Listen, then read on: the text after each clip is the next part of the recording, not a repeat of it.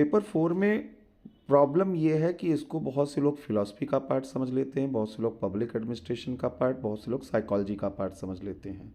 Paper 4 का जो nature है वो अप्लाइड एथिक्स का है कि हमारे सोशल बिहेवियर में हमारे जो अलग अलग ह्यूमन लाइफ के डायमेंशंस हैं, चाहे वो पॉलिटिकल लाइफ हो, चाहे इकोनॉमिकल लाइफ हो, चाहे सोशल लाइफ हो, हर जगह पर कोई ना कोई इथिकल वैल्यू, कोई ना कोई इथिकल कंडक्ट जो है वो हमारे पूरे बिहेवियर को, हमारे वे ऑफ लाइफ को वह गाइड करती है, वो कहीं ना कहीं जो है रेगुलेट करती है। तो जब भी हम इस तरीके के टॉपिक को पढ़ने जाते हैं तो हमें ये केवल नहीं देखना है कि फ़िलॉसफी इस पर क्या कह रही है, बल्कि इन प्रैक्टिस जो है वो सोशल बिहेवियर कहाँ और किस रूप में दिखाई देते हैं। फॉर एग्ज़ाम्पल, पहला जो पढ़ने का तरीका होना चाहिए कि हम अलग अलग फील्ड में एक अपने दिमाग में एक स्ट्रक्चर बना लें पहले। फॉर एग्ज़ाम्पल कि आपने जैसे अगर पॉलिटिक्स की हम बात करें कि पॉलिटिक्स में जो है एथिक्स का जो है किस तरीके का रोल वहाँ पर है। तो जब हम पॉलिटिक्स की बात करते हैं तो व्हाट इज़ पॉलिटिक्स, पॉलिटिक्स का पहले तो मतलब ही समझ में आना चाहिए। तो पॉलिटिक्स का मतलब होता है कि हम कन्फ्लिक्ट सेटलमेंट या डिस्प्यूट सेटलमेंट करने का जो प्रोसेस है, दैट इज़ पॉलिटिक्स। कि अगर अलग अलग लोग हैं, कन्फ्लिक्टिंग इंटरेस्ट के बीच में कोऑर्डिनेशन ड्रॉ करना, दैट इज़ पॉलिटिक्स। पॉलिटिक्स को अमूमन लोग बहुत निगेटिव टर्म में लेते हैं। विवादों का समाधान करना, विरोधी हितों के बीच में समन्वय सामंजस्य स्थापित करना, दैट इज़ पॉलिटिक्स। तो इसलिए पॉलिटिक्स जो है एक बहुत नोबल वर्क है, यह एक सोशल सर्विस है, इसको सर्विस के रूप में देखते हैं। तो जब भी हम पॉलिटिक्स की बात करते हैं तो हम पॉलिटिकल वैल्यूज़ की बात करते हैं, पॉलिटिकल कल्चर की बात करते हैं कि हमारा जो पॉलिटिकल कल्चर है वो कैसा है। तो पॉलिटिकल जब कल्चर की बात करते हैं तो अलग अलग स्टेक होल्डर के लिए अलग अलग तरीके के पॉलिटिकल कल्चर होते हैं। फॉर एग्ज़ाम्पल कि अगर हम सिटीज़न की बात करें तो सिटीज़न जो हैं यहाँ पे उनके लिए ये ज़रूरी होता है कि वो पार्टिसिपेटिव हों, वो एक्टिव हों। वहाँ पर जो है ऐसा ना हो एस्केपिस्ट जो है सिटीज़न की ज़रूरत नहीं होती है। सिटीज़न ऐसा होना चाहिए जिसका वोटिंग बिहेवियर जो है वो डेवलपमेंट, प्रो गुड गवर्नेंस वहाँ पर होना चाहिए। कास्ट या रिलीजन या इस सब तरीके से वहाँ पे नहीं होना चाहिए। तो हर एक लेवल पर इसी तरीके से जब हम गवर्नमेंट के लेवल पे कहते हैं तो प्रो सिटीज़न जो है वहाँ पे उसका वैल्यू होना चाहिए। वहाँ पर पार्टिसिपेटिव गवर्नेंस होना चाहिए, वहाँ पर सिटीजन सेंट्रिक गवर्नेंस होना चाहिए। तो जब हम इस तरीके से देखते हैं तो अलग अलग जगहों पर अलग अलग चीज़ें होती है। इसी को गांधी जी के अगर वर्ड में बोलें तो उन्होंने पॉलिटिक्स वर्ड के लिए लोक नीति वर्ड यूज़ किया था। जो जनता की नीति है दैट इज़ जो है पॉलिटिक्स। तो पॉलिटिक्स अपने आप में एक कम्प्रिहेंसिव जो है वे ऑफ लाइफ है कि जहाँ पर एक तरफ गवर्नमेंट है, एक तरफ सिटीजन है और दूसरी तरफ जो है अनेक अदर जो है स्टेक होल्डर हैं, पॉलिटिकल इंस्टीट्यूशंस हैं, पॉलिटिकल पार्टीज़ हैं, प्रेशर ग्रुप्स हैं। इन सब के कोड ऑफ कंडक्ट जो है वो कैसे बेहतर हो। इसी तरीके से जब हम इकॉनमी की बात करते हैं तो हम देखते हैं कि इकॉनमी में रिसोर्सेज जो हैं वह डिस्ट्रीब्यूटिव जस्टिस पर बेस्ड हों, कि जहाँ पर जो है इंक्लूसिव डेवलपमेंट हो, जहाँ पर ऐसा सिस्टम हो कि जहाँ पर एक्सप्लॉयटेटिव नेचर, शोषणकारी प्रकृति न हो। तो ये कुछ वैल्यूज़ होते हैं हर एक फील्ड के। तो ये जैसे आज हम क्रोनी कैपिटलिज्म को देख रहे हैं तो ये अनइथिकल प्रैक्टिस है। अगर आज हम देख रहे हैं कि इनसाइडर ट्रेडिंग हो रही है, दैट इज़ अनइथिकल प्रैक्टिस। तो हर फील्ड में इन्वायरमेंट की बात करें तो इन्वायरमेंट का मतलब वहाँ इथिक्स क्या है, वहाँ सस्टेनेबिलिटी। अगर आप सस्टेनेबल प्रोडक्शन कर रहे हैं और सस्टेनेबल कंजप्शन कर रहे हैं, धारणीय उपभोग, धारणीय उत्पादन, तो दैट इज़ इथिक्स वहाँ के फील्ड में। तो जब भी आप जो है इथिक्स को पढ़ने जा रहे हैं तो पहले तो एक ब्रॉडर डायमेंशन के साथ समझिए कि इथिक्स हमारे डे टू डे लाइफ से एसोसिएटेड है। ये केवल थ्योरीज नहीं है, केवल ये फिलॉसफी नहीं है, ये बहुत ही प्रैक्टिकल चीज़ें हैं। तब हम कहीं सही तरीके से इथिक्स को समझ पाएंगे। दूसरी चीज़ जो है, इथिक्स में दो पार्ट आपके क्वेश्चन के रूप में आ रहे हैं। एक आपका थ्योरी का पार्ट है और एक आपका केस स्टडी का पार्ट है। थ्योरी के पार्ट में जो सबसे इम्पॉर्टेंट चीज़ होती है कि वहाँ पर अगर आप कोई आंसर लिख रहे हैं तो वह आंसर, एक तो उसका पार्ट होगा कि हर एक आंसर का एक फिलोसफिकल अप्रोच होता है। फिलोसफिकल अप्रोच का मतलब है कि कोई भी अगर टॉपिक आपसे पूछा जा रहा है तो उससे रिलेटेड कुछ जो यूनिवर्सल वैल्यूज़ आज तक ड्रॉ किए गए हैं, वो यूनिवर्सल वैल्यूज़ को आप कितने अच्छे तरीके से जानते हैं, क्योंकि सोर्स ऑफ जो इथिक्स है वो बहुत ही ज़्यादा अलग अलग तरीके का है। कई बार हम देखते हैं कि ट्रेडिशनल अगर सोसाइटी की बात करें तो रिलीजन जो है वो हमारे एथिक्स को डिटरमाइन करता था, और वहाँ पर जो हमारे सोशल प्रैक्टिस, सोशल बिहेवियर थे, सोशल वैल्यू सिस्टम थे, वो हमारे जो है एथिकल बिहेवियर को डिटरमाइन करते थे। लेकिन समय के साथ साथ देखा गया कि उनमें बहुत सी चीज़ें कंजर्वेटिव वहाँ पर रहीं, बहुत से आर्थोडॉक्स वहाँ पर आए। तो इस वजह से जो है जो ये रिलीजन का जो एक होल सोल एक सोर्स ऑफ एथिक्स था, वो कहीं ना कहीं अपना इम्पोर्टेंस वो खोता गया। लेकिन जब हमने कॉन्स्टिट्यूशन ड्रॉ किया, चाहे वो यूएस का हो, चाहे वो इंडिया का हो या ब्रिटेन का, कहीं का भी हो, तो एक नया वर्ड यूज़ हुआ, कॉन्स्टिट्यूशनल मोरालिटी। तो यानी कि ये कहा जाने लगा कि भाई हमारे जो एथिकल प्रैक्टिस हैं, एथिकल बिहेवियर हैं, वह कॉन्स्टिट्यूशनल फ्रेमवर्क में होने चाहिए। क्योंकि हमारे जो नए मॉडर्न वैल्यूज़ हैं, एक जो ट्रेडिशनल वैल्यूज़ चले आ रहे थे रिलीजन और सोशल जो है सिस्टम के थ्रू, वो तो चले आ रहे हैं, लेकिन एक हमने कहा कि कॉन्स्टिट्यूशन जो है वो नए मॉडर्न वैल्यूज़ हमारे अंदर दे रहा है। और वो नए वैल्यूज़ क्या हैं? जस्टिस है, इक्वलिटी है, फ्रेटर्निटी है, लिबर्टी है, राइट है। तो इस तरीके की चीज़ें, जब हम सेकुलरिज्म की बात करते हैं, सोशलिस्ट की बात करते हैं, डेमोक्रेसी की बात करते हैं, जब हम यहाँ पर जो है ये बात करते हैं कि हमारा जो पूरा का पूरा हमारा सोसाइटी है वह कैसा होना चाहिए, तो हमने कहा कि वो राइट जो है, जो लोगों के हैं, सोशल जस्टिस जो है, इकोनॉमिक जस्टिस हैं, वो इंश्योर करने वाले होने चाहिए। तो ये एक नए किस्म का जो है सोर्स ऑफ मोरालिटी यहाँ पर सोर्स ऑफ एथिक्स के रूप में आया। तो पहली चीज़ है कि ये फिलॉसफी होती है, हर एक क्वेश्चन का अपना एक फिलॉसफी है, वो हमें पकड़ना होगा। वो रिलीजन हो सकता है, वो कोई इंडिविजुअल फिलॉसफर भी हो सकते हैं। हमारे यहाँ बहुत से अलग अलग फिलॉसफी देने वाले लोग रहे हैं, चाहे वो न्याय दर्शन हो, चाहे वो प्राकृत दर्शन हो, सांख्य दर्शन हो, ये अलग अलग वे ऑफ लाइफ को बताते थे। फिलॉसफी क्या है? वे ऑफ लाइफ है। तो क्या आप उस वे ऑफ लाइफ को समझ रहे हैं? वो वे ऑफ लाइफ रिलीजन से भी एसोसिएटेड हो सकता है, वह इंडिविजुअल फिलॉसफी से रिलेटेड हो सकता है, और अगर कंटेम्प्ररी वर्ड में हम बात करें तो ये हमारे कॉन्स्टिट्यूशन से भी एसोसिएटेड हो सकता है।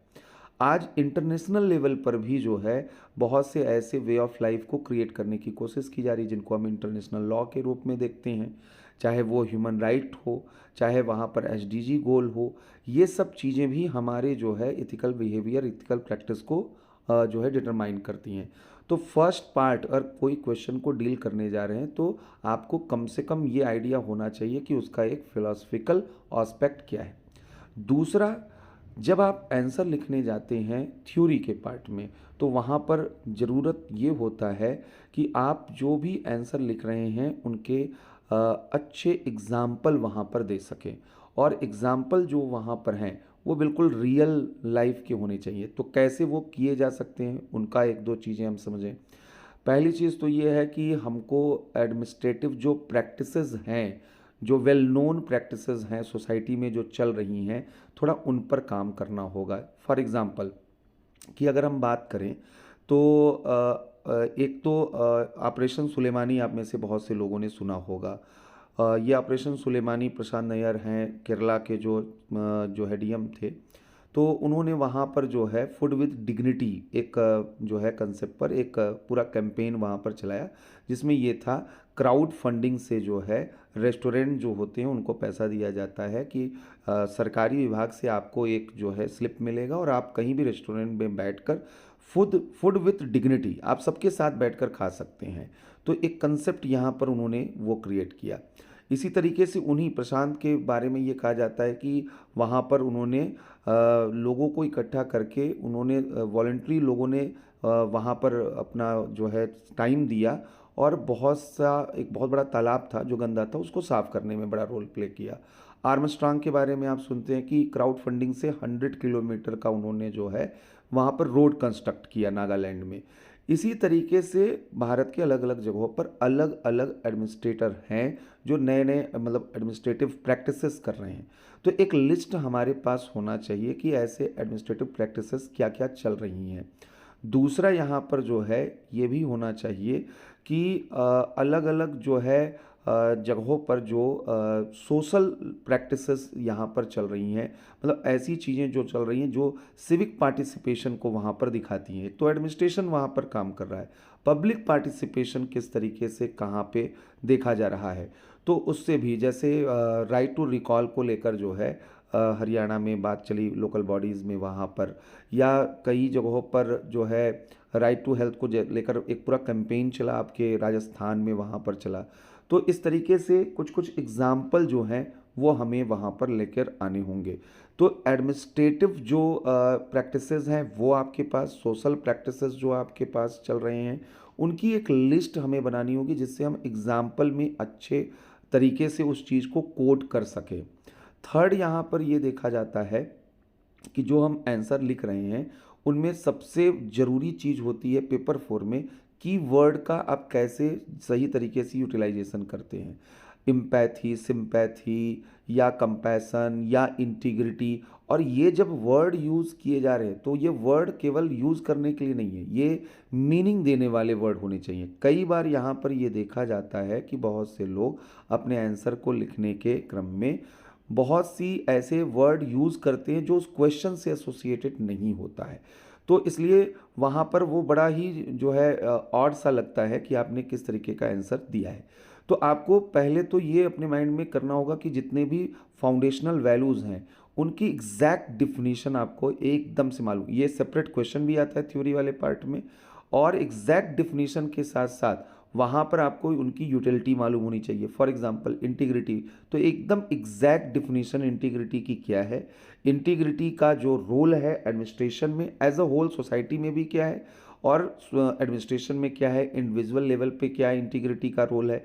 केवल पढ़ने के लिए नहीं पढ़ना है कि हाँ कहीं से हमने इंटीग्रिटी सुना और पढ़ लिया। इंटीग्रिटी को इनकलकेट करने का क्या तरीका है, इंटीग्रिटी के सामने चैलेंजेस क्या हैं, इस तरीके से हर एक इथिकल वैल्यू जो फाउंडेशनल वैल्यू है। हम अगर कंपैशन पढ़ रहे हैं तो क्या है कंपैशन, वो क्यों जो है उसका सोसाइटी के लिए, एडमिनिस्ट्रेशन के लिए, इंडिविजुअल के लिए क्या रोल है, क्या चैलेंजेस आते हैं कंपैशन जो है उसके फील्ड में, क्या वहाँ पर जो है किस तरीके से इसको इनकलकेट अपने अंदर किया जा सकता है। तो जब हम इस तरीके से चीज़ों को देखते हैं तो एक तो सेपरेट हमारा क्वेश्चन भी तैयार होता है, और साथ ही साथ हम जो आंसर लिख रहे होते हैं उनमें इन वर्ड्स का एप्रोप्रिएट प्लेस पर जो है वो यूज़ भी कर पाते हैं। तो ये भी हमको काम करना है। अब थोड़ा यहीं पर हम क्वेश्चन के फॉर्म में जो है इस चीज़ को देखने की कोशिश करें कि किस पूछा, what do you understand by moral insight. तो यहाँ पर पहली चीज़ क्या है, हमने कहा कि टर्मिनोलॉजी जो हैं उन पर हमको तो कमांड करना होगा कहीं से भी। अब ये तो आसानी से कोई भी बता सकता है अगर इसको जो है वो पढ़ा हुआ है, लेकिन अगला पार्ट देखिए क्या है, how does it help in moral situation of civil servants. यानी ये फिक्स है कि कोई भी फाउंडेशनल वैल्यू वो क्वेश्चन पूछेंगे वो इंडिविजुअल लेवल पे, सोशल लेवल पे, सिविल एडमिनिस्ट्रेशन के लेवल पे, उसका रोल जो है वो पूछने ही पूछने वाले हैं। तो ये एक तो इस तरीके के क्वेश्चन आ रहे हैं। दूसरा देखिए क्वेश्चन, दूसरा इन्होंने फिर वही चीज़ पूछा है, सिविल सेवा में रेलेवेंस यानी रोल ही एक तरीके से पूछा है कि स्पिरिट ऑफ सर्विस का और करेज ऑफ फर्म कन्विक्शन का। तो अगर आप इस डायरेक्शन में नहीं पढ़ रहे हैं तो मतलब कंटेंट हो सकता है आपके पास कोई नोट्स लिखा हो और उसमें जो है ये सब चीज़ें दी गई हों, लेकिन अगर उसने इस रूप में उसमें नहीं दिया है कि सिविल सर्विसेज में रोल क्या है, तो आपको अब क्रिएट करना पड़ेगा। और केवल रोल नहीं, फिर मैं बोल रहा हूँ चैलेंजेस भी। अगर ये जो स्पिरिट ऑफ सर्विस है तो क्या चैलेंजेस आते हैं अगर इसको हम इनकलकेट करना चाहते हैं, और सजेशन भी होना चाहिए कि आखिर कैसे जो है इसको इनकलकेट कराया जाए, कैसे स्प्रेड कराया जाए।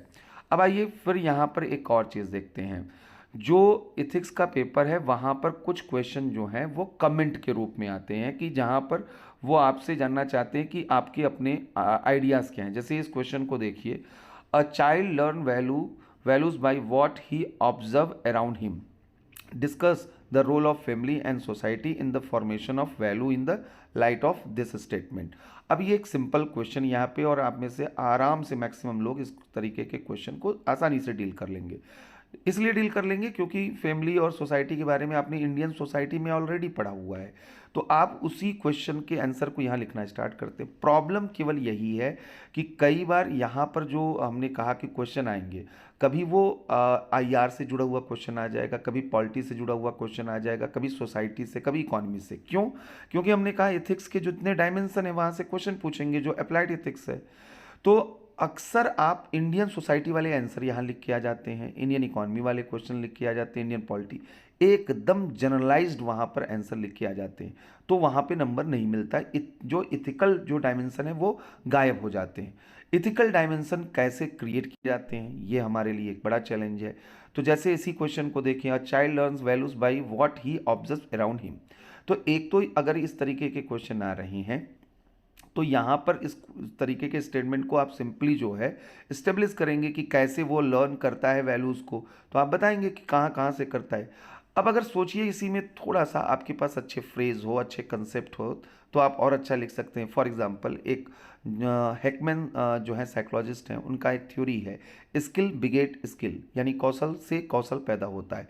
उनका ये कहना था कि अर्ली चाइल्डहुड में जो अर्ली चाइल्डहुड है वो मोस्ट सुटेबल जो है एज है, फेज है for cognitive development and physical development. जो बच्चा है उसका मेंटल डेवलपमेंट और जो फिजिकल डेवलपमेंट इसी समय होता है। तो उनका ये कहना था कि वो जिस तरीके की स्किल वो शुरुआती समय में इनकलकेट करता है वही बिल्ड करता है उसके फ्यूचर के स्किल को।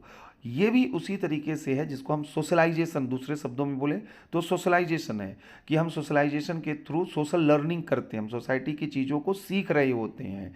तो हमारे आसपास जो भी चीज़ें चल रही हैं उन वैल्यूज़ को यहाँ पर हम सीखते हैं।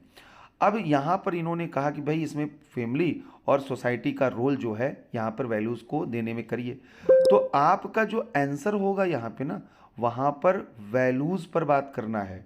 परिवार और समाज का रोल जो है ओवरऑल डेवलपमेंट में नहीं, वैल्यूज़ पर। तो पहला चीज़ तो आपके पास वो जो है वैल्यूज़ का एक लिस्ट होना चाहिए कि फैमिली कौन सा वैल्यू इनकलकेट कराता है, सोसाइटी कौन सा वैल्यू देता है। जैसे फैमिली क्या देता है और कौन से वैल्यू सोसाइटी, और ये एक जैसे नहीं है, ये अलग अलग हैं।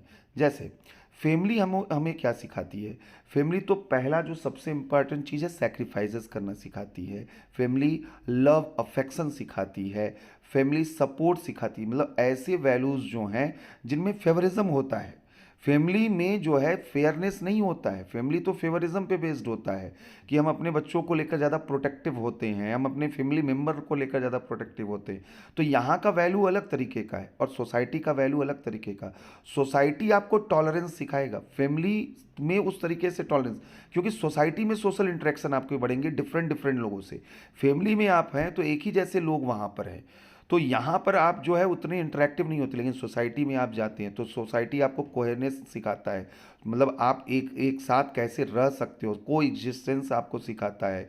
सोसाइटी आपको ये बताता है कि आप किस तरीके से सोशल जो आपके बिहेवियर हैं वो उनको जो है वहाँ पर डिटरमाइन करने की कोशिश करता है। तो सोसाइटी के वैल्यूज़ अलग हैं, फैमिली के वैल्यूज़ अलग हैं। तो अगर आप आंसर लिख रहे हैं और एक जनरल मतलब आंसर लिख के आए फिर कहाँ ही नंबर आपको मिलेगा। तो पहले तो आपको ये समझना होगा, वही जो मैंने कहा कि फिलोसफिकल जो एस्पेक्ट है उसको आपको पहले तो समझना होगा। तो अब जब आपने इस तरीके से डिफ्रेंशिएट किया, अब इसको आप कैसे इस्टेब्लिश करते फिर आगे आंसर में कि वैल्यूज़ फैमिली अलग देती है, सोसाइटी अलग। तो अब एग्जाम्पल से सेट करना होगा कि ये बात कैसे जो है इसको इस्टेब्लिश किया जाए। तो इस एग्जाम्पल कैसे हैं? एग्जाम्पल दो तीन हो सकते हैं। हिस्टोरिकल केस स्टडी हो सकता है हमारे पास, या कंटेम्प्ररी जो है चीज़ें यहाँ पर हो सकती हैं। हिस्टोरिकल केस स्टडी का मतलब ये हुआ कि अगर आप जो है वहाँ पर बताते हैं कि कौन से ऐसे लोग रहे हैं जिनके फैमिली ने उनकी पूरी personality, for example Gandhi, Gandhi को ये कहना था कि भाई हम जो है नॉन वेजिटेरियन थे और हमने एक चिट्ठी लिख दी फादर को। बस इतना ही लिखना है, बहुत ज़्यादा वो लिखना नहीं है, इसमें कहानी नहीं लिखनी है।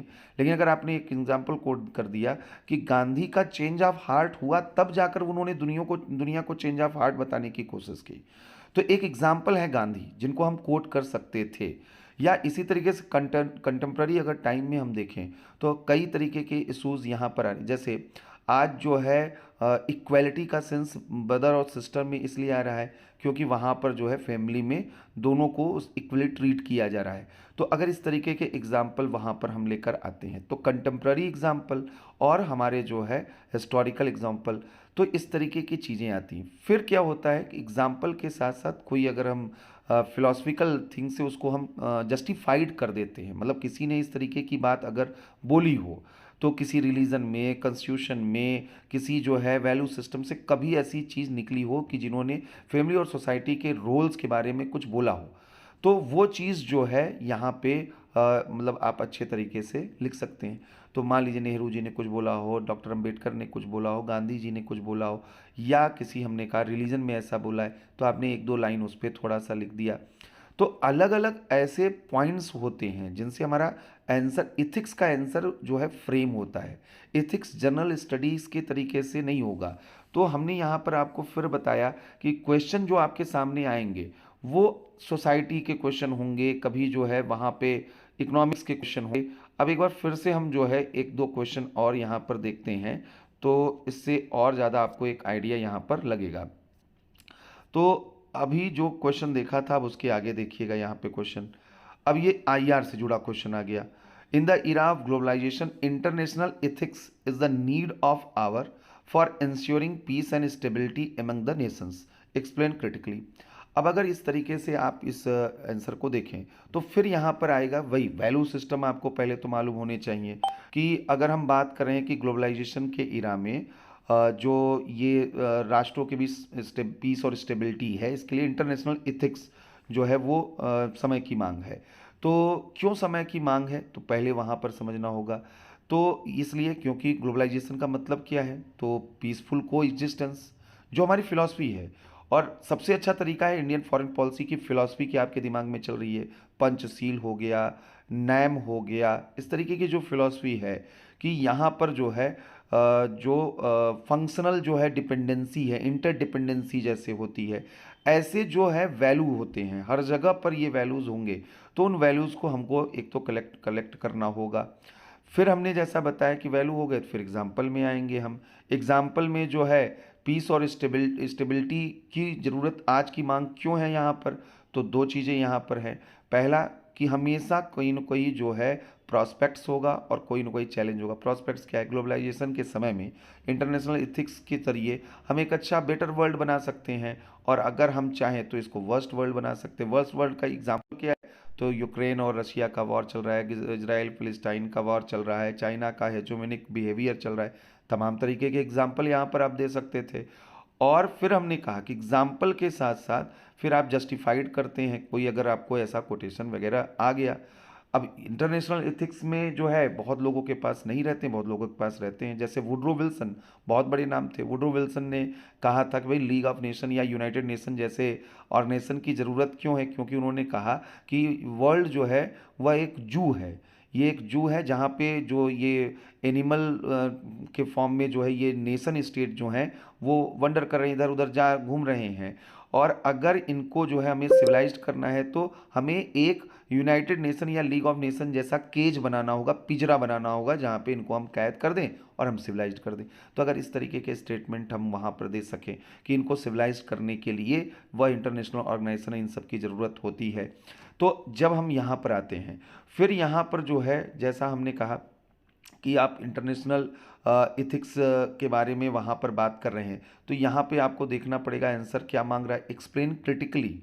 तो ये क्रिटिकली यहाँ पर जो है क्वेश्चन मांग कर रहे हैं, तो इसके पहलू को भी देखिए कि भाई इंटरनेशनल इथिक्स जो है वह क्यों जो है वहाँ पर एक्सेप्टेबल नहीं है, तो उसके भी अपने रीज़न यहाँ पर रहे हैं। तो उसमें भी वही वैल्यूज़ हैं। वैल्यूज़ क्या हैं, कॉम्पिटेटिव वर्ड है, और कॉम्पिटेटिव से ज़्यादा राइवरली है कि यह प्रतिस्पर्धी होते तो समझ में आता। प्रतिद्वंदिता एक वैल्यू होता है, राइवरली जो है वो एक वैल्यू होता है।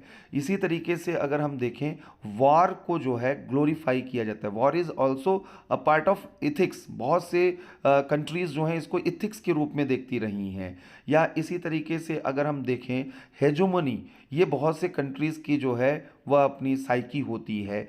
तो इस तरीके की चीज़ों को इकट्ठा करना वो यहाँ पर ज़रूरी होता है। तो आपको थोड़ा थोड़ा इस तरीके से सोचना है।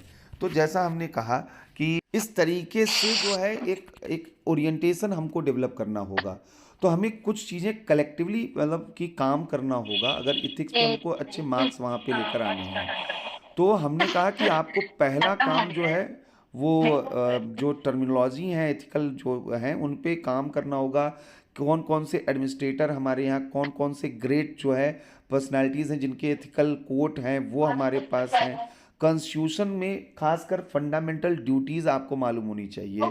आपको डीपीएसपी मालूम होना चाहिए कि जिसको आप कोट कर सके अपने आंसर में या वहाँ पर दे सके। तो ये कहने का सेंस था। तो एक पहला एस्पेक्ट यहाँ पे हम थ्योरी की बात कर रहे थे कि थ्योरी अगर आप लिख रहे हैं तो क्या आपको वहाँ पर ध्यान देना है। दूसरी चीज़, एक और चीज़ समझिए, एक अच्छा आंसर क्या होता है। एक अच्छा आंसर तब माना जाता है कि जब आप जो कन्फ्लिक्टिंग सोशियो इकोनॉमिक इश्यूज हैं उन पर बैलेंस करना सीख जाते हैं। बहुत बहुत अच्छा और अलग इफेक्टिव आंसर राइटिंग वहाँ पे स्टार्ट हो जाता है। क्योंकि जितने क्वेश्चन पूछे जाएंगे उसमें कन्फ्लिक्टिंग चीज़ें बहुत, मतलब ऐसे क्वेश्चन की नंबर बहुत ज़्यादा होंगे जिसमें वो पूछेंगे village versus urban area, environment versus development, social value versus economic value, या इसी तरीके से जो है यहाँ पर मतलब कि heavy industry versus small scale industry. ऐसे टर्म जो है national interest versus global interest, ये कन्फ्लिक्टिंग जो हैं जो इथिकल वैल्यूज़ होते हैं इनको लेकर जो है वहाँ पर आपके पास प्रॉस कॉन्स कुछ कुछ होने चाहिए। कि जैसे अगर मैं यहाँ पे आपसे पूछूं कि चलिए आप बताइए कि डेवलपमेंट को प्रायोरिटी देनी चाहिए या इन्वायरमेंट को, तो आपके पास कुछ आर्गूमेंट और अच्छे आर्गूमेंट होने चाहिए। ये आर्गूमेंट जो है वो वही मतलब घिसा पिटा आर्गूमेंट ना हो कि आज के समय में किस तरीके से वहाँ पर होना चाहिए कि डेवलपमेंट ज़्यादा इम्पोर्टेंट है या जो है इन्वायरमेंट। तो जैसे जैसे यहाँ पर जो है कई तरीके के वर्ड यूज़ किए जाते हैं। जैसे हम कहते हैं कि एक तो हम रूटलेस ग्रोथ की तरफ मूव कर रहे हैं। रूटलेस ग्रोथ यानी जड़ विहीन समृद्धि, कि ग्रोथ तो करते जा रहे हैं लेकिन अपने कल्चरल रूट से हम डाइवर्ट हो रहे हैं। कल्चरल रूट हमारा क्या है? कल्चरल रूट ये है कि हम एक ऐसे सोसाइटी में अब तक रहते आए हैं जहाँ पर इथिकल मैन के कंसेप्ट को हमेशा जो है प्रायोरिटी दिया जाता था। जहाँ बोला जाता था सिंपल लिविंग और हाई थिंकिंग की बातें, सादा जीवन उच्च विचार। लेकिन वहाँ से हम शिफ्ट हो गए हैं एक ऐसे कंज्यूमरिस्टिक सोसाइटी में जहाँ इकोनॉमिक मैन उसका जो है वैल्यू बढ़ गया है। जहाँ पर जो है हम ग्लैमरस लाइफ, जहाँ शो ऑफ जो है लाइफ में बहुत ज़्यादा बढ़ चुका है। तो हमारा प्रेफरेंस प्रेफरेंस बदल गया, वैल्यू बदल। What is value? वैल्यू भी प्रेफरेंसेस है हमारी। कल हमारी सोसाइटी की प्रेफरेंसेस अलग थी तो वैल्यू अलग था, आज सोसाइटी के प्रेफरेंसेस अलग हैं तो वैल्यू अलग है। हाँ, कुछ यूनिवर्सल वैल्यू होते हैं जो कल भी थे आज भी हैं और हमेशा रहेंगे। तो अब यहाँ पर प्रॉब्लम ये है कि एक कल मतलब कि इकोनॉमिक मैन से हम जो है वह इकोनॉमिक मैन की तरफ बढ़ते हैं। तो जो इथिकल वैल्यूज़ हैं, सोशल वैल्यूज़ हैं, वह रिप्लेस कर दिए जाएंगे इकोनॉमिक वैल्यूज़ से। आर्थिक मूल्य सामाजिक और नैतिक मूल्यों पर ज़्यादा हावी हो जाता है। तो यहाँ पर हम अपने जड़ों से, अपने रूट से जो है दूर होना स्टार्ट करते हैं। तो जब इकोनॉमिक मैन हो जाएगा तब वो चाहेगा क्या? उसके प्रेफरेंसेस बदल गए। प्रेफरेंसेस हैं कि वह कंज्यूमरिस्टिक सोसाइटी में ज़्यादा से ज़्यादा जो है वो चीज़ों को जो है कंज्यूम करना चाहेगा। कंज्यूम करने के लिए उसे रिसोर्स चाहिए। रिसोर्स को पाने के लिए एक वैलिड मींस होता है, एक इलीगल मींस होता है, एक लीगल मींस होता है। लेकिन चूंकि रिसोर्सेज को लेकर इतना कंपटीशन है कि वहाँ पर कई बार अगर लीगल मींस के थ्रू वो हमें अचीव नहीं हो रहा है तो हम इलीगल मींस की तरफ जाएंगे और यहीं से करप्ट प्रैक्टिसेस स्टार्ट होंगी। करप्ट प्रैक्टिसेस जो हैं वह ऐसी सोसाइटी जहां इकोनॉमिक वैल्यू को ज़्यादा प्रेफरेंस दिया जाता है वहां करप्ट प्रैक्टिसेस को एक्सेप्टेंस मिलना स्टार्ट हो जाता है। यानी कि जो सोशल वैलिडेशन ऑफ करप्शन है वो हमारे यहाँ पर बढ़ेगा। सामाजिक वैधता मिलनी स्टार्ट होगी भ्रष्टाचार को, सामाजिक स्वीकार्यता। यानी जो एक सुप्रीम वैल्यू के रूप में कभी ऑनेस्टी थी उसकी जगह पर एक सुप्रीम वैल्यू करप्शन ले लेगी यहाँ पर।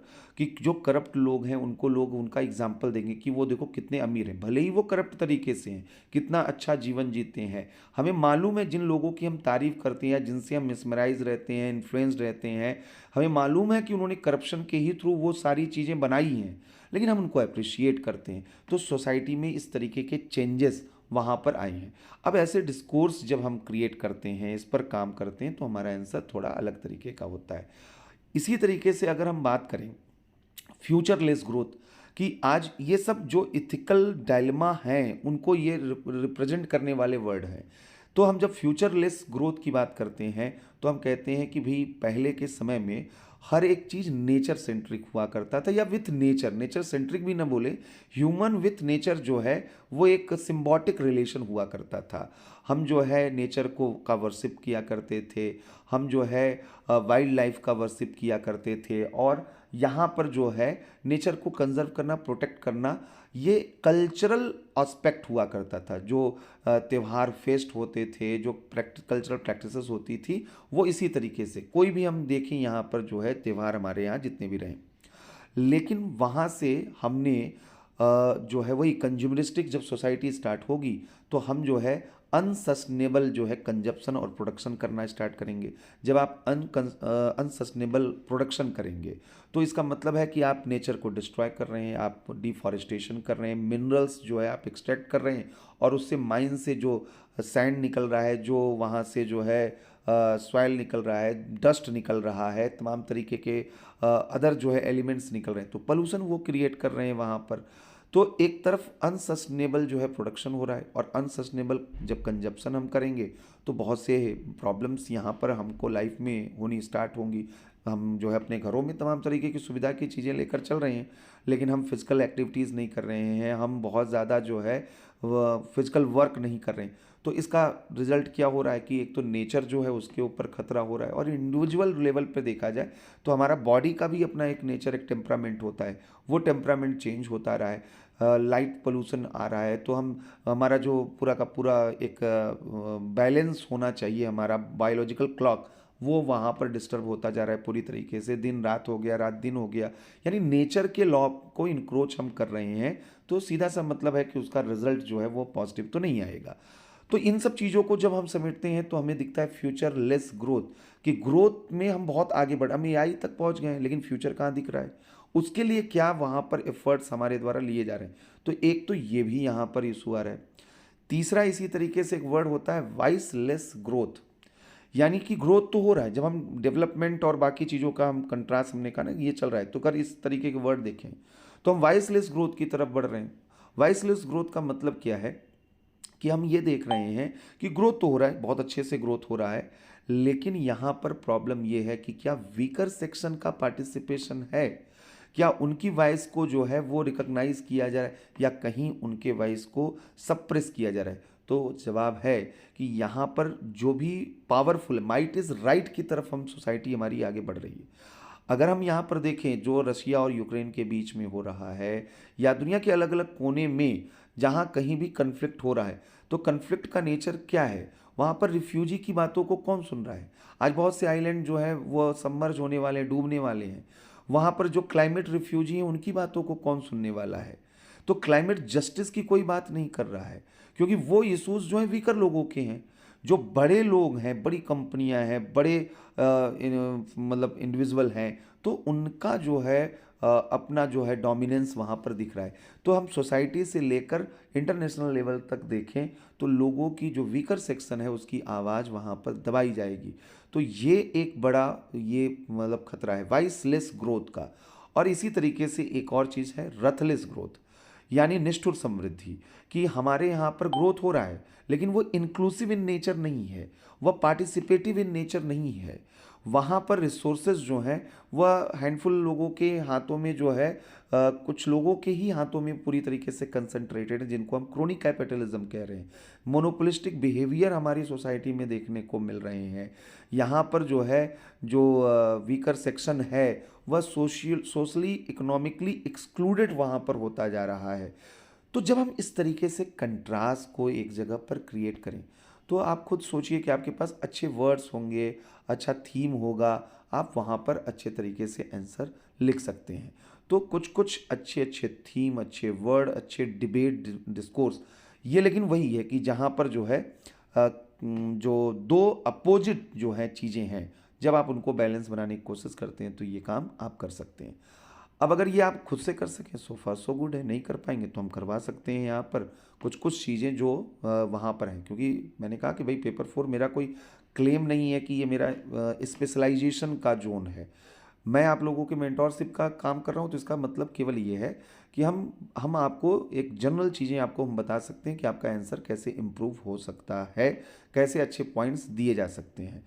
तो इस पूरे डिबेट डिस्कशन से खुद आपको समझ में आ रहा होगा कि हाँ कुछ कुछ वर्ड्स हैं जिनको आप ले सकते हैं, जिनका आप इस्तेमाल अच्छे से कर सकते हैं।